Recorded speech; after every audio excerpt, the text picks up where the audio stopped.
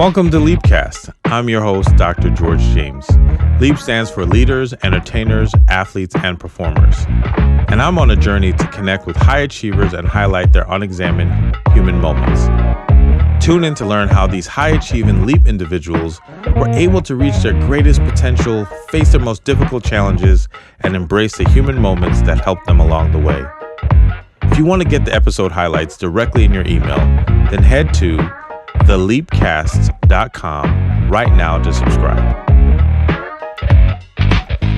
Welcome again to Leapcast. I'm your host, Dr. George James. Once again, Leap stands for leaders, entertainers, athletes, and performers.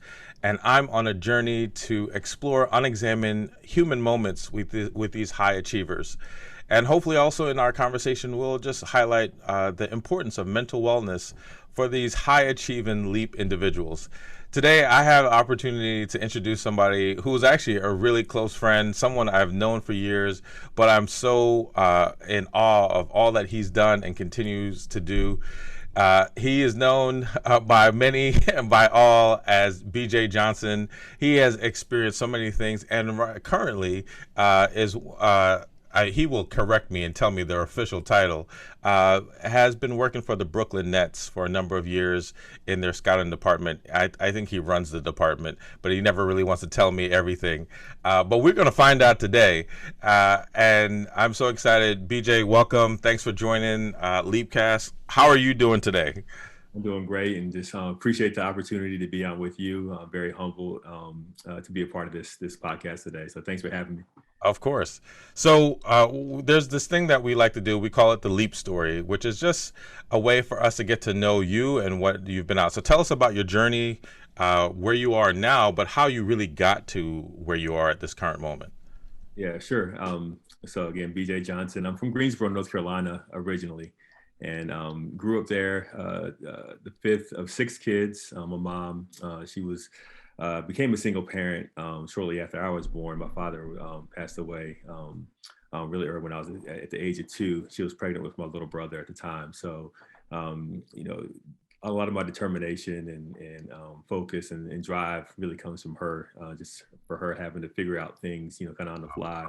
The tragic situation happened like that. And, she got us all through college and got us, just did the best she could and was more than enough in terms of providing for everything we need. Always supportive. I remember there were times when she would, had 3 PTA meetings, one at the elementary school, one in middle school, one in the high school. She made them all? She made them all. Wow. That's just amazing. Wow. Absolutely amazing. Absolutely amazing woman. And like I said, I've taken so many life lessons from her. And so she got me, going, just watching her figure things out on the fly, as she had to. And, growing up, always trying to figure out, am I, becoming a man okay? Am I doing this right? And all those kind of things there. And she surrounded us with really powerful mentors that kind of helped guide us along the way. Pastors growing up and other strong men, especially in our church, were really instrumental in my life to kind of show me the way and things like that. So, it's hard to separate my story from basketball, just because it has been so intertwined. So got started playing the game, seriously when I was about 13 years old and, kind of figured it out and tried to teach myself, watch videos and things like that. Wait, but this was before YouTube, right? So like, how were you watching videos? On the VHS, rewind it, watch it again and all those kind of things. So having to do whatever I could, just to find a way, to be able to compete with everybody else who had all access to more resources. So long story shorter, got through that, did decently in high school, wasn't able to get the college scholarship that I desired. But my grades were good enough to get me into Villanova, which is a blessing. And that's where our connection started. So look, this is a shameless plug. I'm Villanova all day, every day, because of all the great people and opportunities I met happen, including this connection with BJ Johnson. So I just want to put that out there so everybody knows. You can continue. Exactly. No, and that was the best decision of my life. Like I said, meeting you and others that have been so a strong part of my journey. Now, these some 20-something years later, has been just incredible. Man, you make me feel old. Me too, right? So yeah, just did that and went there. I wanted to walk on the team to make the team, make the Villanova basketball team. following, Kerry Kittles and some of these other guys were my heroes growing up, and got cut my first year. They canceled tryouts my second year. I was a manager for the women's team that second year, and then I finally, was able to make the team my junior year and played 2 years there with under Steve Lapis, and then Jay Wright, who's currently just been inducted in the Hall of Fame Yeah, he was. last weekend. Awesome. Congratulations to him. He Shout out gave to Coach Wright. exactly gave me my scholarship, and his first year is my last year there, and that journey kind of really has taken me on, so many things, because I had, through that connection at Villanova, I went up to Colorado Springs, doing some youth outreach ministry there, and then was able to connect with USA Basketball while I was there, through another Villanova connection, and then I was able to be a part of 3 Olympics. Wow. I had a chance to help start the junior national team program that's currently there in its current form today. And through that, led to connections with allowed me to jump on after the Rio Olympics with the Brooklyn Nets, and over a couple of years was able to work my way to my current title, which is director of college scouting and player evaluation. So You heard that, everybody? He said director. All right. I finally got it out of him. exactly. So that's my brief story in a nutshell. But it's been an incredible journey. A journey from that I'm learning more about myself. The things that I've been around, the people I've been around have been absolutely amazing. Just being around the best in the world at what they do has taught me so many great lessons, and that I've applied to my life and continue to apply to my life. Well, BJ, I appreciate you going through your story, and from what you shared, and just knowing a bit of it. And I'm gonna let everybody know, like, because I like BJ and I, little inside scoop, we were roommates my last 2 years of college, and as he mentioned, he had an extra year of eligibility, so he stayed, and so I know a little bit of behind the scenes, and I've actually shared some of his experiences with my clients because it's just been so profound, and that's what I'm hoping that we'll get into today. So BJ, I want you to take us to the college years, and I'm really curious about your journey to get onto the Villanova basketball team, and if you could just share what that experience was, and in particular the moments when it wasn't working out. How did you keep going? Because I have always been in awe that you found a way to keep going. But I'm wondering, how did you do that? What allowed you to keep going? So if you could tell us the story and those moments when it just looked really difficult. Yeah, it's really kind of cool for me to hear, because seeing someone from the outside looking in at that part of my journey, it was an incredible part now looking back on it. And I just had a burning passion. I really just wanted to be on that team. I could visualize myself seeing my name on the back of that jersey, being part Nice. of that thing. So it just really kept me going. And as George mentioned, my first year, I got to tryouts. I worked extremely hard. I was out. Everybody, some folks were out there partying and things like that. I'm in the gym every weekend. You getting Um, that work in. yeah, me and my Jewish buddy. We would close the gym down. He would take me out to a diner and share with me Jewish wisdom, actually, which was actually really profound now that I think about it. Just the Awesome. lessons of wisdom that he shared with me. But, I was there every weekend, closing the gym down with him, and got the tryouts. They lost my paperwork. So I only had like 10 minutes to try out. And, Lost your paperwork. yeah, I was the first person to turn in my paperwork, so maybe I was too early. I was too excited. But they ended up couldn't find any my liability waivers, all that kind of stuff. So I didn't get a chance to really try out like I wanted to, and this wasn't meant to be. The time, wasn't there. And All right, so that's what seems like one of the first tough moments in the process. They lost your paperwork, which sounds ridiculous, and that limits your time and experience. What were you telling yourself? Like, what was a talk in your head during that time? it wasn't anything profound. It's like, I can't believe this happened. Why is I'm the one that's been working the hardest. I was the first person to turn it in. So all you can do is make the best of it at the moment. But I'd be lying if I say I didn't. I cried. I was Of very course. heartbroken, disappointed. Because we put so much time into it. I put everything into this. And I knew how much. I knew I was ready. For the moment, and then to have it kind of taken away from me in a way. Because I couldn't really show what the work that I put in. I just didn't have the time to do it. So just really disappointing and heartbreaking. At the time, but I allowed myself to sulk and mope for a week or two. Then I got back on it and had to get going again. My motto was, all right, if they cut me every year, I'll know it's not meant to be. But I was just driven and passionate. It was just a goal that I had. I'm a big goal setter, and it's I firmly believe in having something that you're really working hard toward and really putting yourself into, because that's to me where life truly happens, where you experience true life, where you're giving yourself to something that you really desire. Now you said a whole bunch of nuggets that I love, right? So, well, the first that I really appreciate you saying is that I could see my name on the back of the jersey, right? I was just listening to something earlier today that was talking about the power of our imagination and how imagination also connects to faith, right? Like, and how so many times we can't even see ourselves in these great places, in these amazing places. But you saw yourself, you saw your name on the back of the jersey, which then pushed and fueled your passion. And then you also just shared how, like, the reality that sometimes you could do all the hard work, you could be number one, you could be in that position, but then also have all these unfortunate things happen and to be heartbreaking. And you have to take that moment. Like, sometimes our heart can be broken at achieving our goals, and you have to at least acknowledge that. And it sounds like acknowledge it, but don't give up on it, right? Like, you got to cut me every year. I'm going to be in your face. I love that. Like, no matter what, I'm going to show up. Heartbreak, cut, whatever happens, I'm going to be there. So that, to me, that is like amazing and profound. So what happened after that? Yeah. So then following year, fast forward, again, in best shape of my life, ready to go. Got the First spring impact going. offense, What? I was ready. I was ready. And they told me that, we're just going to keep the walk-ons from last year. So we're not going to have tryouts this year. So again, So now you worked another year another doing, year. and this is how I like to tell the story. He was doing like workouts up the hill 2 times a day with the tires, with the ropes. He was doing the whole full workout, drills and all. And now they tell you there's going to be no tryouts. No tryouts. So yeah, very disappointed again.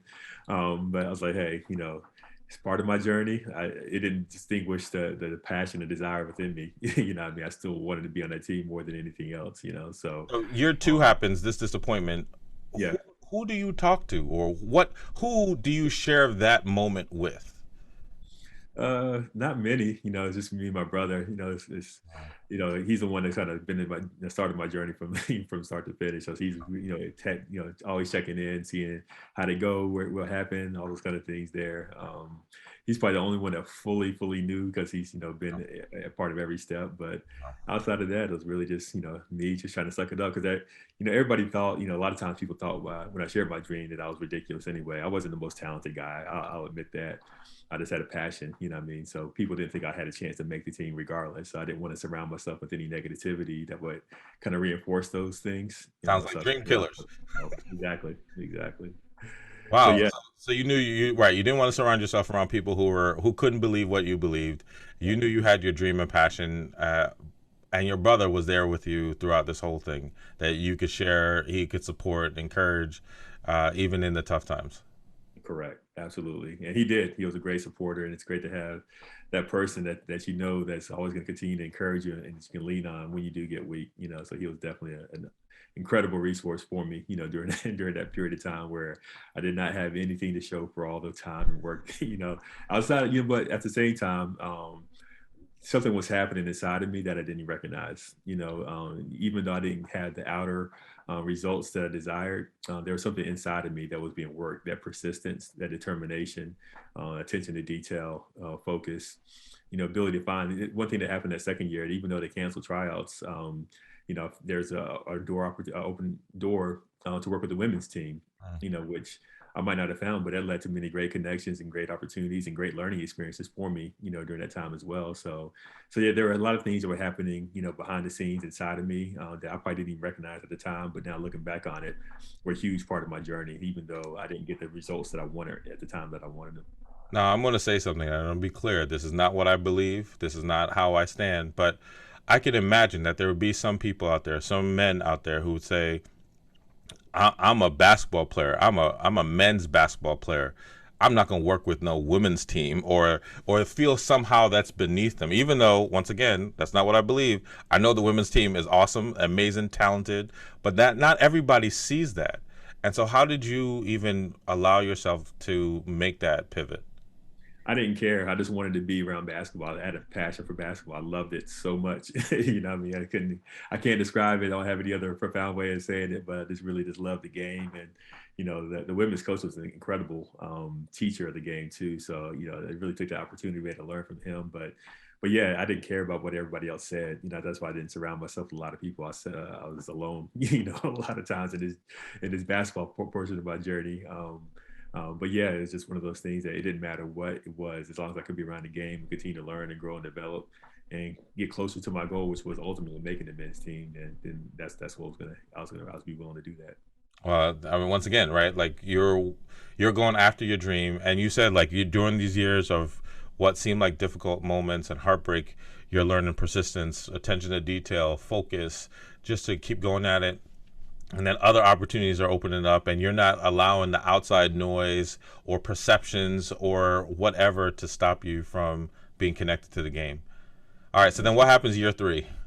So year three, and it's amazing. The story kind of just connected the dots just as we were talking right now. So it's kind of funny for me to share it. But year three, I was with the women's team to start their year off practicing, and then after they practiced, after we got done with our women's practice, the men's team came on, but I knew they were going to get ready. The former walk-ons, they didn't want to be walk-ons anymore, so there was going to be some spots open. So after their practice, I'll go upstairs to start running the stairs to get in shape for tryouts. And the men's team is on, and I see them wave me down to come downstairs in the pavilion, and I'm like, all right, I guess they're gonna kick me out of practice because usually the men's team. You're disturbing the men's team. So, big boys are like, come on, move. Exactly. So at that, they walked me downstairs, and right there on the spot, the women's coach was talking to one of the men's assistant coaches, and they asked, "Hey, you want to be on the men's team?" So it's funny, after all these years of trying and work and everything else, it happened just like that. So it wasn't a tryout? No tryout. They just invited me to be on. Now, I will be honest to everybody. All these years, I thought he went to a third tryout and then killed it. So that's just awesome. So because of your hard work, your persistence, your patience, all those things that you were learning when you were just doing the work, focus on the game, developing as a person, the connection and relationship you built just created this opportunity for you. Yeah, I think they saw all the things I was doing. They saw me, always being in the men's office, asking when trials were going to be. They saw me working with the women's team. They saw me doing, whatever I could. And I think, after seeing all of that, and then having the favor, I did a nice job for the women's team, I believe, as well. So all those things kind of think just came through to say, this is the kind of guy that will don't have to worry about going through the trial process. He'll be fine on the men's team, and that's kind of how it worked out. So it's funny, you never know sometimes if people are watching your story, and that's why it's so important. There's a scripture in the Bible that says, "Don't be weary in well doing, because in due season you will reap the harvest." And that was for me. I could have stopped and quit along the way, got frustrated. There are other people that did, that started the same journey that I was on, and they didn't see it all the way through. But I think just by being persistent and not giving up, and that developed in me that ability to kind of develop my will to be able to hold that the vision in my mind, the imagination. I think it's such a huge point. I hope we get a chance to talk more about today. Just to be able to maintain that focus and persist in that dream, persist in that vision, and without any distraction. People observe that, I believe, wholeheartedly, and I think that's what allowed me to be on there without any tryout. I love that, and I appreciate you sharing that.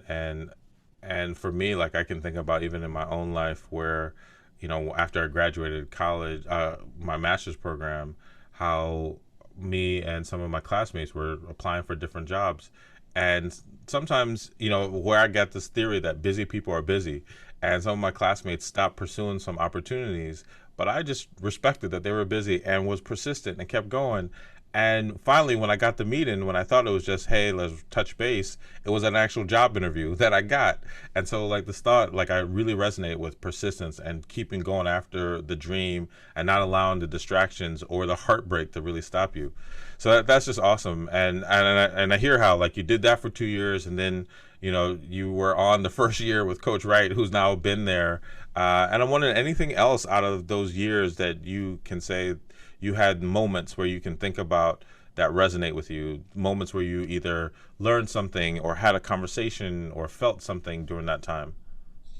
I think just to going through the process of achieving a dream, I'm recognizing how rare that can be. That people can go through a lifetime without ever achieving one of their goals, their major goals and dreams. It's one thing to kind of, if you have a dream or goal that is something that you can do if you kind of just stick with it, throughout the year. Maybe it's running a certain amount of miles or whatever the case may be. But there are also those dreams and goals that you have no idea how you're going to achieve it.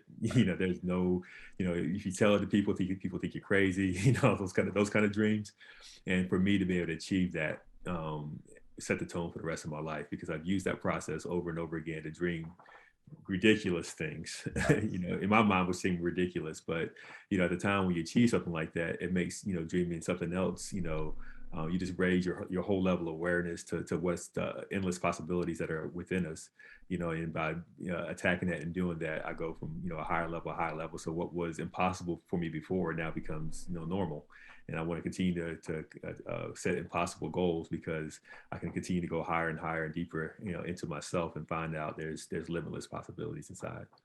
I love it, and I've, like I said, I've shared with folks, but now I'm sharing publicly. Right, the first moments when I really started to dive deeper into thinking about goals started with this awesome guest, BJ Johnson, and it started with, like I said, we were roommates. He would have his goals, and he wanted to see his goals every day. He wanted to focus on the goals, so he put it on our bathroom mirror. So every day I saw his goals. I think I knew his goals more than I knew what I wanted in my own life.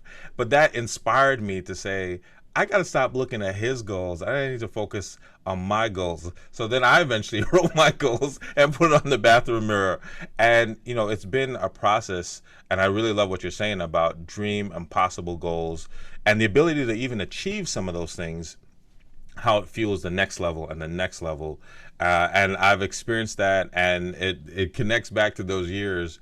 And so I'm curious, like when you talk about USA Basketball developing different programs with the USA Basketball, 3 Olympics, which is amazing, and onto the Nets. So you've been around the game of basketball. You've been around players of all levels, elite, probably a good portion of the folks who are in the NBA right now or have retired. And because I know you've traveled probably almost every country in the world. Like, what did those experiences, if any, what were the moments, some moments that you can share that you took out of being with USA Basketball and even now with the Nets? I can go on and on, because it's really shaped, kind of the narrative of my life, to be honest with you. I think about, times when I was rebounding for Kobe, and this is on a day off, and he's shooting so many shots. My arms are getting tired. I'm literally getting tired passing him the ball, but he's not getting tired shooting the ball. So how's it going to look like for the passer to bail out of the drill? And he just keeps on going. So I had to figure out a way. But watching him behind the scenes and how maniacal he was at the fundamentals of basketball. Like, people see the incredible things he did, but he was obsessive about the details, of the fine details of the fundamentals of the game, that he continually, relentlessly worked on.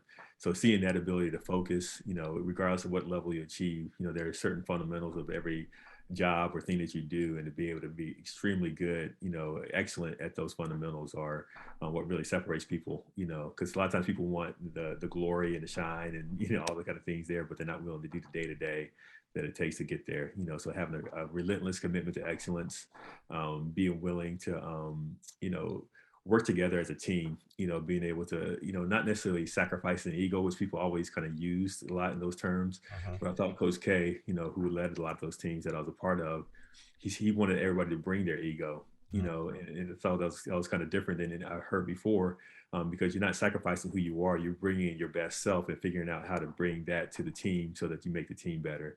So to me, I'm not, making myself lesser, than I'm bringing my full self, Right. but doing that in the context of the team.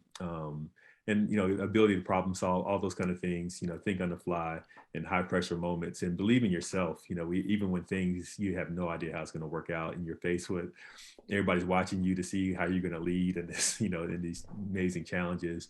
But being able to calm your mind, being able to stay focused, be able to trust your preparation, and that, just knowing that things are going to work out fine, being able to communicate that peace of mind to the rest of the people that you're following, even in the highest stress and highest pressure situations, to me has been an invaluable lesson that I continue to take on with me today. So there's so many different things that I can continue to share, and on. The game of basketball has taught me a ton.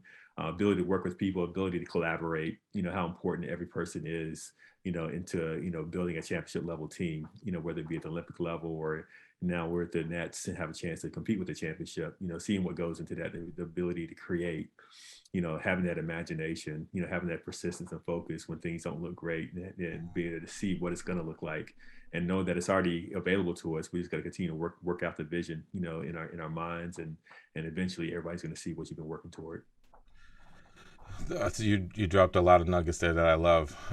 When you talk about, how can the passer get more tired than the person shooting, right? How can the person who is assisting the person who is doing the major work, right, get tired? And it fueled your, desire to find a way, right, to dig deep, and from attention to details. And I love to bring your full self, right? Bring 100% of you and find a way to make that work within the team, not use that against the people you're working with, but find a way to make that work with everyone else. And I could just hear, like, obviously, like, we're truncating, like, what sounds like probably like almost 15 years into just a few minutes, which is really just impossible. But I can hear, like, how much you've learned from the game of basketball, from the important people that you've connected with, from just even your own life and journey.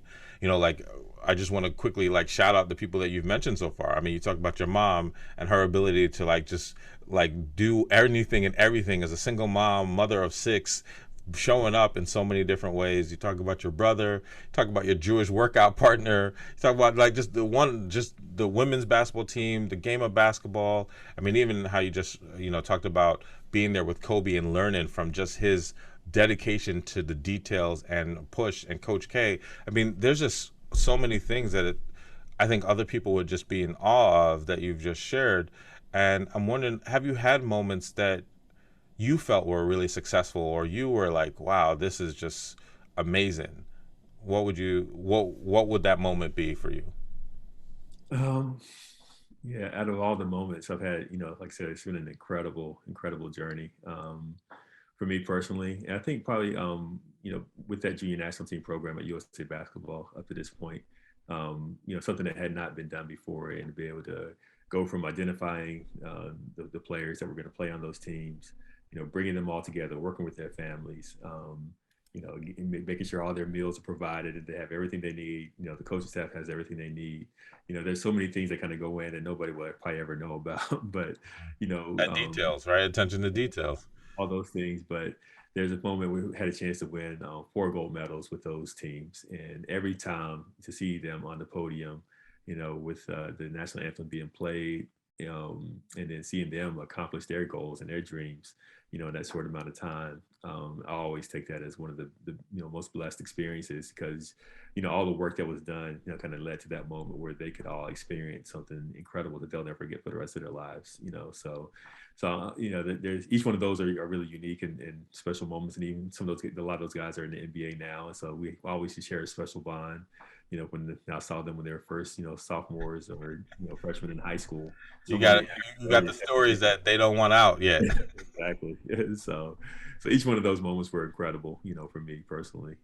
So that's just to kind of share the basketball journey, Yeah, I can hear it, and those moments of seeing how I hear it, right? Seeing how your hard work, your focus, your determination, patient, like paying attention to details, and building this team, and going back to, I think that one of the key things you said today, having the imagination for this, having the faith for this, having the belief that this can happen, and then seeing it actually happen, and people, getting gold medals, and how that further helped them in their career, but also knowing that you were a part of that. And I could imagine how, like, that has to really feel great. Absolutely. You've shared some things, and there are highs and lows, the basketball stories, and I'm wondering, just in life in general, how have you worked or had the opportunity to push past the moments when we say those negative things to ourselves? Right? I think everybody has moments. I've had these moments. People I work with have moments where the things we tell ourselves are just not positive. Maybe after a tough moment, maybe after a heartbreak. How have you pushed past the negative things that we can say to ourselves? Yeah, I think that's a critical point, because I think one of the things I want to highlight, is just those inner conversations. When the people that are most successful are the ones that can master the inner conversations, where those doubts and things kind of creep into your mind and want to tell you you can't do this, it's not worth it, why are you, you don't have to do this, whatever the case may be. Anything that's going to keep you from reaching, the highest version of yourself or your goal or your dream, whatever the case may be, with that comes a lot of resistance.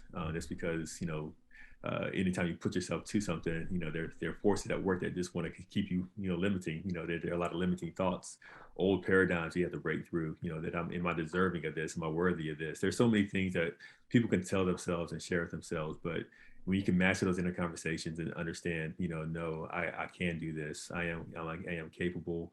The world needs me to do this, because if I accomplish this, I am going to provide so much more value to the world and be of greater service to the world.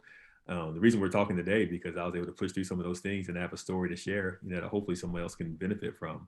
But that provides an opportunity for me to bring more value to people that I'm around. So if I can sum it up in one way, is to live from the inside out rather than the outside in. There's always going to be outside forces. You're taking in things, you see things in the world, you see all this negativity, people telling you what you can and can't do, all those kind of things there that are, all these constant pressures that are coming in from the outside. But if you've done the work on the inside to really understand who you are, to really recognize how incredibly valued you are, created in the image of God, his highest form of creation, how blessed you are, and how you have infinite possibility within you. Recognizing that and being grounded in that, recognizing that you can accomplish all those things you really put your heart and mind to, then regardless what the outside world says and does, you can power it through and create your own world from the inside out. Starting from that place of faith and belief, you can create the world around you, that you desire, instead of having the world tell you what you can't have. Once again, just awesome, man. I love the master the inner conversation. I feel like that's like a book waiting to come out. BJ Johnson bestseller, Master the Inner Conversations. I mean, that is so profound to me. One, because of just the work I do and knowing how so many times the things that set us up for failure or set us up for success are those inner conversations. And that success could be in your relationship, that could be in your everyday life, that could be in your career. And in particular for Leapcast, leaders, entertainers, athletes, and performers, there's so many moments where that inner conversation can become significant, and you have to master it. And the thought of what you said of from the inside out, that's not easy, not at all. But to be able to focus on that, and once again, I can hear how your experiences got you to that place, and the people around you and your character have allowed you to see that, and that I think is a great thing for us all to hold on to. How can we master how can we work from the inside out? With all of this, right? That you're sharing these amazing experiences that you've had. Earlier, you mentioned about imagination and the power of that, and I'm wondering why you said that some things stuck out to you, and I'm like, why is that so significant for you, or why is that important? Uh, as we were talking earlier, it sounds like there was more you wanted to even share about that. Yeah, it just that's really been the focus for a lot of my studying over the past several months here. Just recognizing that, I think it was Napoleon Hill. Please forgive me if I'm wrong, but it says anything in the mind of man can conceive, it can achieve. And when we can dream, everything that we look around, everything started with a dream and imagination. Whether it be the books that you have behind you, whether it be this computer, it all started with an imagination and a dream in someone's head. So to me, if you have that dream and you combine that with faith, and mix that with enthusiasm, there is endless possibilities for you. And those, to me, that's the critical formula. I got to be able to believe something. I got to hold something in my mind, really conceive of something really worthwhile that's going to provide value and service to my fellow man. I know it sounds probably pie in the sky, but it really is true to me that at the end of the day, if we can serve others, well, then there's going to be, no end to our financial ability, to our value as people, our self-worth and our self-fulfillment, when we can provide a high level of service to someone else in a certain way, that your life has meant something to someone else and made their life easier. So if I can dream that, then believe, really wholeheartedly. A lot of times we gather information in our minds, but a lot of times people don't really do anything with it. They might be able to share a lot of that information and talk a good game, but really you won't be able to see it until they actually combine it with that information with faith to actually, have themselves do something, and really be able to step out there even against the odds, so we can have that dream, have that vision, had it combine that with a belief in yourself, and then to me the enthusiasm piece, enthusiasm means God within, so that joy, that passion, that you have, for your dream and imagination with faith, you're going to produce incredible results that are probably going to even shock yourself. So to me, those are the three things. If you have those three and combine them with persistence and determination, you have endless possibilities for yourself. Yeah, as you're just sharing, I think about like our ability to dream and imagine, the ability to believe that it's possible. That for so many people, they've had life situations and circumstances, whether it's how they grew up, whether it's something that happened along the way, whether it's someone who said that it just can't happen for you, for whatever category and identity you might have. But what you're saying is that because we stop dreaming, and this is not the end all be all, I know that's not what you're saying, but for many of us, to have that dream, to have the push past the moments and thoughts and negative like self-talk that we have, and to dream and to pursue and to be enthusiastic about it, and to do the work and to have the faith to do that, can make a difference. And I believe that. I've seen that. I know that with other folks in the Leap community, they've seen that, and I know that you've seen that in your life, which is just, it's just awesome to really hear and hopefully to focus on, right? What am I not dreaming about? What am I need to be enthusiastic about? What do I need to even have faith and believe about in terms of for my life and my future, wherever you might be as you're listening. So I'm curious about this, and after this, we're going to go into the last few questions that I tend to ask folks. But I'm curious, out of all the things you've done, all the people you've met, all the opportunities and countries, has there been a moment where you were either starstruck or you met somebody that was like big on your list of people to like meet in life? That's a good one. I think I've had the chance to be around some incredible people, but I guess the ones that really had profound impact on me, in my journey when I was in high school and growing up, that I literally looked to, getting a chance to have conversations with those folks, whether it be Coach K. I was a huge Duke fan growing up, so seeing him and being able to really connect with him on a deeper level. David Robinson was another, childhood, hero of mine. Allen Houston, some of those guys. I'm working with a lot of these guys now in the NBA. So those are the moments where the guys that, I've been around some, incredible players, that have, won championships and done incredible things. But it's the ones that really lived, an exemplary life off the court, by really, having their ethics and their morals and who they were as people superseded what they achieved, in any other facets of their lives. And those are the people I really admire, still admire to this day and look up to. So those are three of the names I would probably say that really kind of got me, because, those guys, not, they accomplished some amazing things on the court, but who they were off the court as people consistently, have left an indelible mark on me. And I'm always grateful for that for them. Yeah, those sound incredible. I know, like, Coach K is in his last year now, and the imprint and legacy that he has made, like you said, on and off the court. David Robinson, awesome, person, once again, like you said, on and off the court. Allen Houston, like all these, great people, not just players, not just, basketball folks, which they're great in, but like beyond that. And, a lot of people would think that because you work in the NBA, work for the Brooklyn Nets, and all the things that might be connected to it, that is your pinnacle of success. But I'm wondering, as you talked about imagination and dreams and persistence, like what is success for you? Success is for me. having, those dreams and imagination I have, and I have plenty written up on my wall still. I continue that Nice. practice.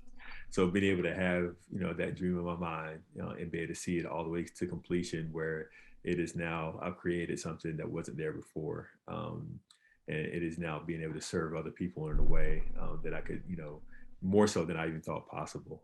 That's success when you're able to have a vision, persist in it, see it all the way through, and then finally bring it to completion and bring the results to the rest of the world.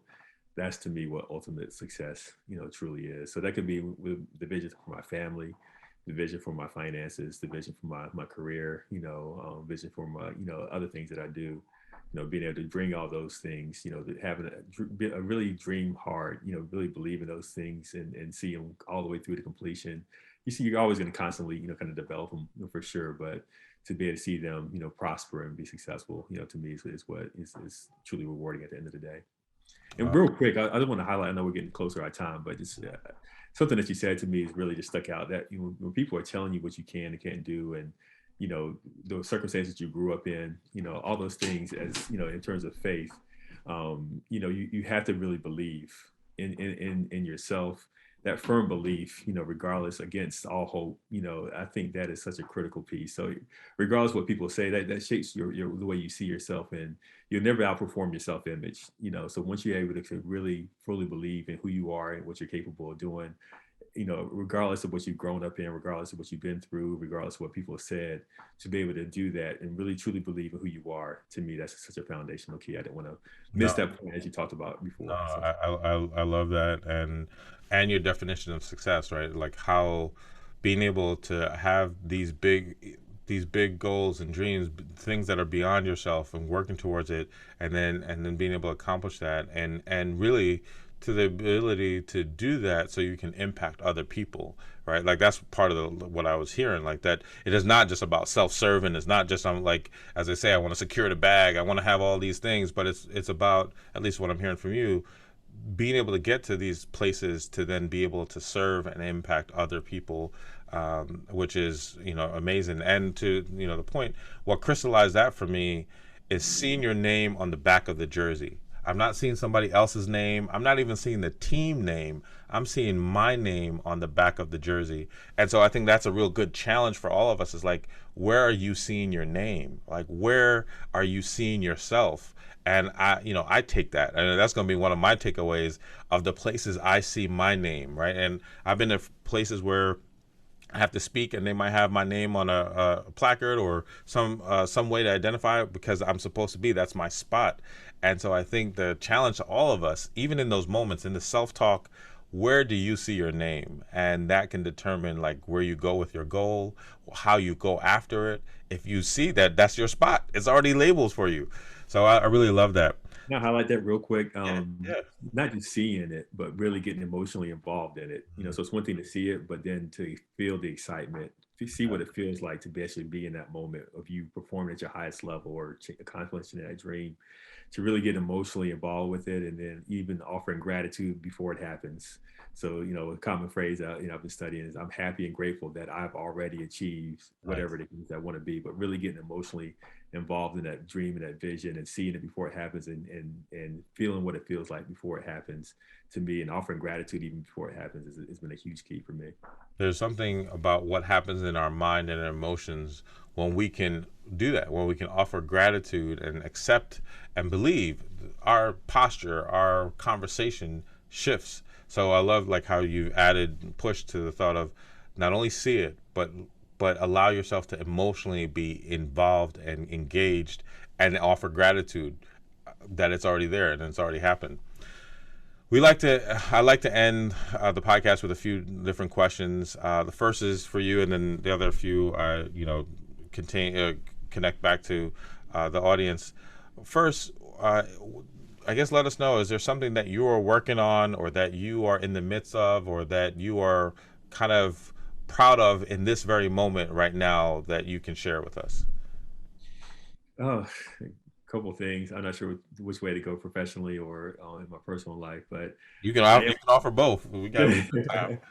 am. So professionally, we're working toward winning a championship, an NBA championship, and it sounds simple, but all the 5 years that we put into this to get to this moment, and we started off as the worst team in NBA when we took over, what Sean Marks brought me on, I should say. But now to see us, having a chance to be one of the best teams in the NBA, the last one standing, that's going to be the ultimate dream. I'm already happy and grateful that it's already happened in June. Right.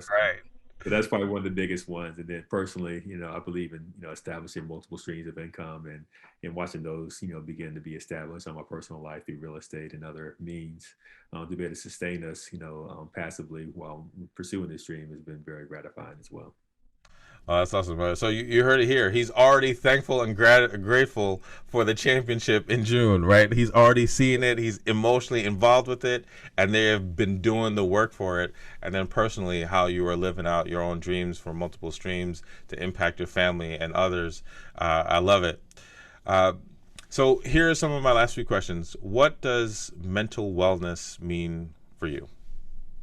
Mental wellness is a process of thinking the right thoughts, believing the right things about yourself and about situations, and then being at a place where you have that peace of mind, knowing that you're doing the right things, you're on the right track, you're thinking the right things, you're rejecting those things that are negative and not, benefiting you or serving you well. And then that allows you to calm your mind. I think a lot of that can be, established through a method of study, finding, a good course of material that helps you, people call it self-help, personal development, whatever the case may be, finding whatever really connects with you and understanding how this world works and how you operate in the world and how you operate at your highest self, so being able to get to that place and what works for you, having that faith, that belief in you and what you've been working on and what you're working toward, that automatically puts you at ease, and then when you're at ease, that allows you to be able to create. And to me, I think the highest form that we can get to, the highest place we can get to is when we're constantly creating, and establishing new things in our world and the world around us. I love it. That's great. I love how you got to the end of, you do all those things to get to ease. With an ease allows you to be creative and productive, and probably go back to even what you mentioned earlier about to imagine and to dream. Last question I'll ask you is, what mental wellness advice would you give to your younger self? And your younger self could be yesterday or any time in the past. What would you say? I'd probably go on the flip side of that last question you asked, and just be really wary and careful of the thoughts you think. Because if you have the wrong thoughts, and entertain things or just don't know, it leads to worry and doubt. Worry and doubt lead to fear. And fear leads to anxiety, and from anxiety you get depressed. All those things is just a vicious cycle. So being aware of the thoughts that I think, recognizing that the thoughts that I think, the thoughts that I entertain is really and the ones I accept as truth, and that's going to shape the direction of my life, because that's going to produce the habits that I have. And those habits are what's going to pay me at the end of the day. If I have good habits, I'm going to probably lead a really rewarding and rich life.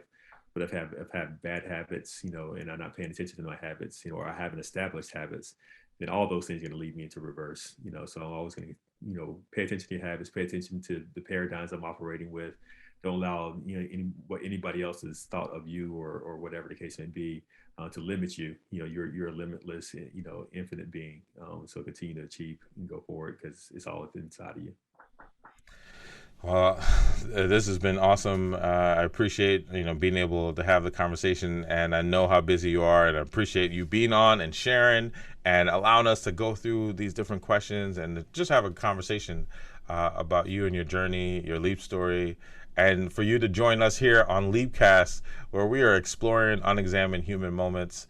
I thank you again, BJ Johnson, for joining us and being a part of today's podcast. Thanks for having me. I really had fun and enjoyed it. Thank you. Wow, what an incredible ride we just went on with another great member of the Leapcast community. I appreciate you listening and hope you got some tangible value from the episode. Please let us know what you think by leaving a comment, rating, and review. As always, please don't forget to subscribe wherever you listen to podcasts. This is Dr. George James, and I'll see you next time.